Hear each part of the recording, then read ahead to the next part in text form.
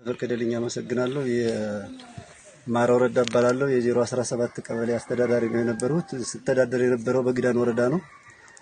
በዛ እያለሁኝ በመስከረም 15 በተደረገው በፋኖ ጦርነት ብልጽግና ጋር ስለነበርኩ ተማርኬያለሁ፣ ተይዣለሁ። ከዛን ስቼ ግን በፋኖ ታድሶ ስልጠና ነው የቆየሁት አንድ ወር ያህል። ዛሬ አንድ ወር የሆነነ ነው። በተለያየ ቦታ ታድሶ እየወሰድነ በክብር የምንበላው የምንጠጣው የተለያየ ነገር እየተደረገልን እዛ ሲወራ የነበረውና እዚህ ያገኘነው በተሻለ ነገር ስላገኘነ በጣም እየተደሰትን ነው የከረምነው። ከዛ ውጭ ግን ትልቅ ነገር ያገኘነው ምንድነው? በየጊዜው ነው በየቀኑ ነው ውሃ ስንታጠብ የነበረው፣ በየቀኑ ነው ፖለቲካ ስልጠና ስንወስድ የነበረው፣ ታድሶ ስንወስድ የነበረው እና ሌላው ቀርቶ ፋኖ ቀርቶ የህዝቡና የአባት አርበኛው እንክብካቤ በጣም የተሻለ ነበርና ትልቅ ነገር ነው ያገኘነው። ከዛ ውጪ የሚወራው ወሬ ሌላ ነገር ነበር።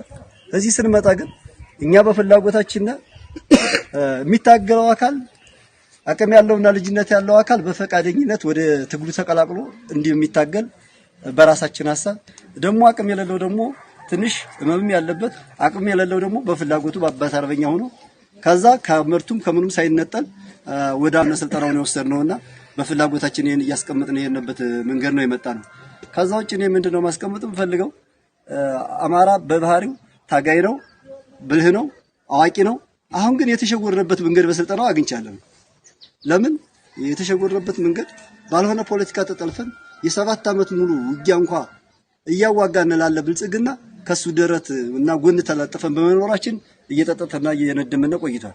አሁን ግን የማስተላለፍ የምፈልገው በአማራ ክልል ውስጥ ባሉት ከተማዎች ያላችሁ አድማ ብተናና መከላከያ ሰራዊትም አማራ የሆናችሁ ፖሊስ በስርዓቱ ጸለፋ ላይ ያላችሁ ወጣችሁ እንደኛ ከቤተሰባችሁና እጃችሁን ብታወጡና ይህን የመሰለ ስርዓት ተቀላቅላችሁ አማራን ካለበት ሁኔታ ብታድኑ የሚል ትልቅ መልእክት አስተላልፋለሁ። ከሰማሁትና ካየሁት በላይ ግን 2 ዓመት ቤተሰቦችን ማየት ተስኖኝ የነበረው አሁን ግን ቤተሰቦች ጋር እየተገናኘውና ጓዶች ትታዘባላችሁ። ቤተሰባችንን እንቀብር ከሆነ ቤተሰባችንን እናገኝ ከሆነ እንደብለን እንደኖርነ ስለምታውቁ እኔ ትልቁን ነገር የአማራን ህዝብና የአማራን ፋኖ ይቅርታ የምጠይቀው ከስርዓቱ ፖለቲካ ተጠግቼ ፖለቲካና በተለያየ አቅሜ ስታገል ስለነበረ ትልቅ የአማራን ህዝብና የአማራን ፋኖ ይቅርታ ይጠይቃለሁ ነው። ዓለም ነው አዲስ ይባላል። ያው በ06 ቀበሌ ዋና አስተዳዳሪ ነበርኩ። ያው በዚህ በተነሳበት ወደ ሙጃ ወደ ከተማ ወደ ወረዳው መጥቻለሁ። ከመጣው ጀምሬ እስካሁን ድረስ አመት ከ6 ወር እየሆነኝ ነው። ያው በዚህ ፖለቲካ ተወሽተ አሉባልታዎችንና በተገላቢጦች ነው ስንነገር የነበረው። ያንን በተገላቢጦች ስንነገር የነበረውን አምነን ወደ ሌላ ምርምር እስኪ ሄደን እንየውሳን እዛው ተወሽቀን የቀየንበት አጋጣሚ ነው ያለው።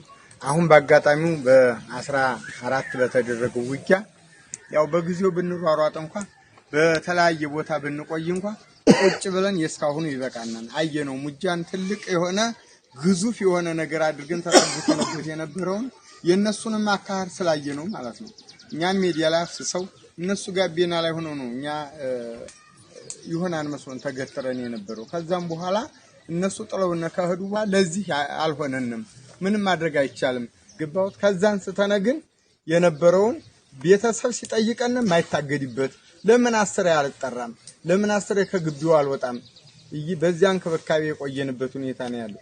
ከዛም ተነስተን ደግሞ ወደ ሌላ ቦታ ብንመጣ ከዛ ሳንነሳ ከዚህ ህዝቡ እንዲያዘጋጅ እየተደረገ ቤት እንዲጠርግ እየተደረገ የነበረበት ሁኔታ ነው ያለው በእንጃፋ። እንዲያውም ደግሞ መቼም ከናንተ ብዙ ልብስ ሌላ ነገር የሚጠበቅ ነገር አይደለም፣ በእናንተ ላይ ያለውን ስለምናቀው ማለት ነው። ለሌላ አካል አስተላልፎ ራሱ መቀየሪያ ልብስ እንዲኖርና ሌላ መታጠቢያ እንዲኖርና በቀን ሻወር ወስድ ያለው የሚል ካለ በቀን ሻወር እየወሰደ ነው። ከዚህ ከኮሊታው እዲፍ ያለው ሰው አይኖርም፣ እየታጠበ ነው።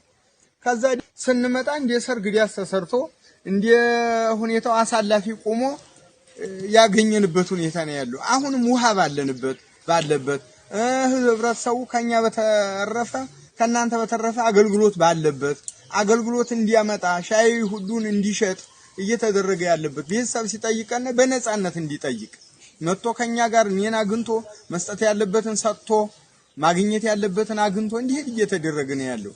ቤተሰብ የማይሸበረውም ለዛ ነው። ከዝጓዝም በየመንገዱ ህዝቡ የእናንተን እይታ ስለሚያይ አታብሩ አታጠጡ ቢባል እኮ ፊታችንም እንዲህ አይፈልግም ነበር በድለነዋንና ማለት ነው። ከናንተ ስለሚያይ ነው። የአባት አርበኛው ስልክ ስንፈልግ እያስደወለ እየተንከባከበ በቀደም እንኳን እኛ ነበርንበት አንድ ላይ እንኳን አንድ መከላከያ ጋር ቢጣኑ ነው አውጥተው ያባረሩት። ማን ነው ምርኮኛችንን ዝምብሽም ይለው ከሚል አንፃር ማለት ነው። ስለዚህ ከዚህ ደርሰናል። አሁን ደግሞ የዋስትና ፈቃድ ተፈቅዶልናል፣ ተነቦልናል። በተነበበልን ነው መሰረት እኛ ሟሶቻችንን ከባል በነገራችን ላይ በህዝቡን አሁን እናንተ ያላችሁትን በአንደበታችን መግለጽ ራሱ አንድ ውጊያ ነው። በጨለማ ባንጓዝ የተለያየ ችግር ያለብን ሰው ብንሆንም ማለት ነው። ችግር የሌለበት ደግሞ በየእንትኑ በህዝብ አመኔታ በመነጋገሩ ስለሚበልጥ ማለት ነው። ስለዚህ ስንቀጥ ብለን በእናንተ ጥላ ሆነን መታገል እንፈልጋለን። ከዛ ውጭ ላለው በትግል ላይ ላለው ግን ያንገላታሉ። እጅ ብሰጥሳ እያለ ነው አሁን እጅ ብሰጥሳ ብንገላታሳ የሚለውን ከኛ መማር አለብን። እጅ ብሰጥሳ ቢረበኝሳ ቢመቱኝሳ እስካሁን በበደልኩት ልክ በያው ልክ ብበደልሳ ከሚል አንፃር ያለው ሰው ከኛ መማር ይችላል። ልብሳችንን እያጠብን እየበላን እየጠጣን ቤተሰብ እንደፈለገ እያገኘን ስለሆነ ምንም ወር ቢቆጠር 5 ወር ቢቆጠርም እኛ እንደ ወር አንቆጥረውም። የሆነው ነገር የለም። ስለዚህ እኛን ማየት ያስፈልጋል። ስለዚህ እኛን ማየት ካስፈለገ ደግሞ በእኛ ልክ መሆን ካስፈለግነ ደግሞ በሁሉም ያለው እጁን እየሰጠ እየገባ ወደዚህኛው ዓላማ እየተቀላቀለ ህዝባችንንና የተሰለፈውን ዓላማ ማርካት አለብን ነው። አመሰግናለሁ። እሺ ኢንስፔክተር አበራ እባላለሁ። የግዳን ወረዳ ፖሊስ ጽሕፈት ቤት ኃላፊ ነበርኩ። በባለፈው የዛሬ ወር መስከረም 15 አካባቢ በነበረው የውጊያ ሂደት ይህ ከጓዶቼ ጋር በወቅቱ የተማረክን አባላቶች ነን። ከዛ ሲቀጥል በዚህ ከውጊያ በኋላ ወደ ተአድሶ ስልጠና የገባነበትና ተአድሷችን ስንወስድ የከረምን መሆናችን ግልጽ ነው። በተአድሷችን የገጠመን ሁኔታ ማህበረሰባችንም ይሁን አገልጋይ ድርጅቱ ሲያደርግልን የነበረው የአገልግሎት አሰጣጥ እኛ ሳናመሰግን አናልፈን። በስነ ስርዓት ስልጠናችንን ወስደናል። የስልጠና ሁኔታውንም በአግባቡ ጨርሰን ፍሪያት ያልደረሰብን ከምግብና እስከ ትጥብት እስከምንንቀሳቀስበት ድረስ ማንኛውም ሰው እንክብካቤ ተደርጎልናል።